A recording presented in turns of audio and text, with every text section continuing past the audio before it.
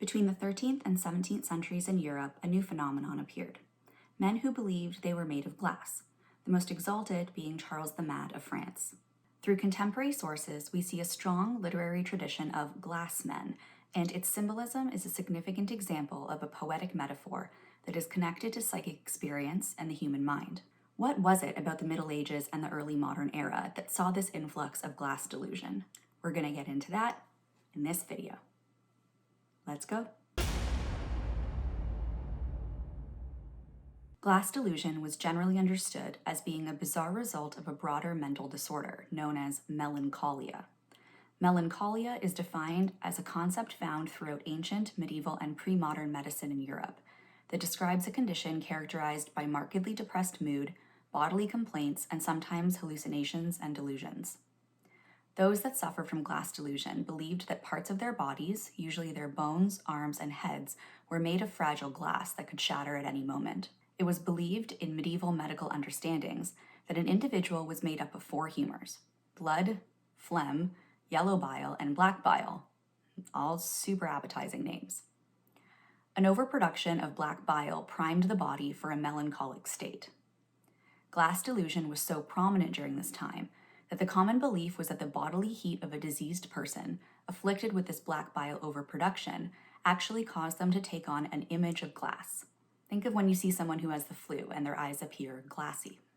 Charles VI of France, known for good reason as Charles the Mad, was just one of many men in the medieval period who suffered from this glass delusion. Charles ruled France from 1380 to 1422, and his reign was one rife with political chaos and violence. He was born into a powerful and reputable royal family.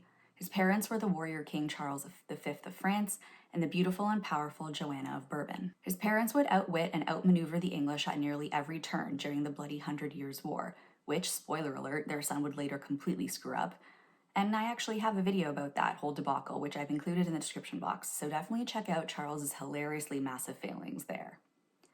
While Joanna and Charles were triumphant on the battlefield, there was turmoil at home, and there always had been.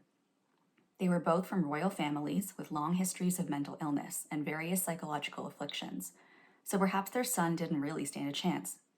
Alongside this belief that he was made of glass, he endured a host of psychological disorders, including extreme paranoia, schizophrenia, and trauma-induced amnesia. In one particularly rage-filled fit of paranoia, he slaughtered 4 of his own knights, believing them to have betrayed him, despite no proof that they had done so. His mental illness ebbed and flowed, making him extremely unpredictable, and his subjects were never sure which version of the king they would get.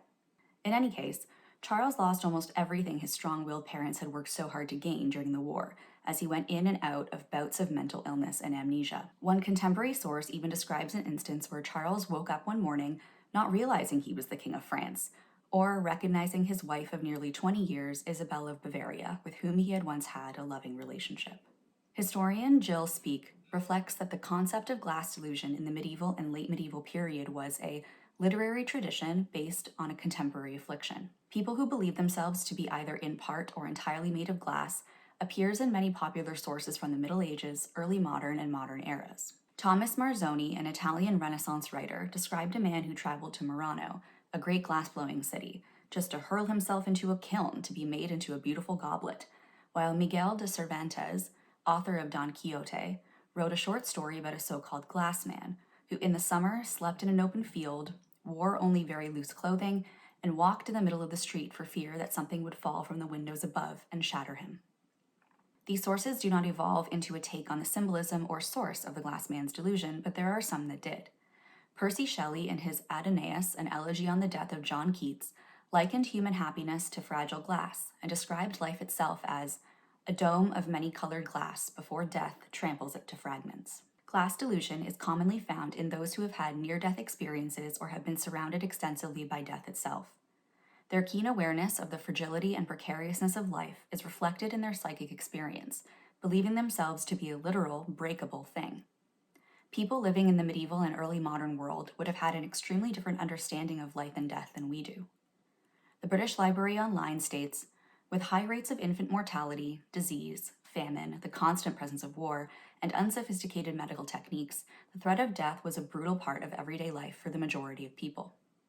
As a result, attitudes towards life were very much shaped by beliefs about death. According to Christian tradition, the very purpose of life was to prepare for the afterlife by avoiding sin, performing good works, and adhering to the church's teachings. Further to these Christian teachings was the idea of the body as a vessel, that man's body was an earthen pot and the creator was the potter. Those suffering this mental affliction seem to have mentally taken on the literal personification of this delicate, fragile, breakable vessel. While this may seem shocking or potentially ridiculous to some, our very own modern language confirms and perpetuates the notion that we as individuals are at risk of breaking, and associate that idea with the negative aspects of our own lives. When we lose love, our hearts break. When we feel grief, we are all broken up. When we come up against hard times, we endure something life-shattering. And when we feel psychic pain, we describe it as feeling broken. In the modern world, while we have taken on these poetic metaphors of glass delusion, the mental condition itself is very rare. I hope you guys enjoyed this video. If you did, please do comment, like, and subscribe, and we will see you in the next one.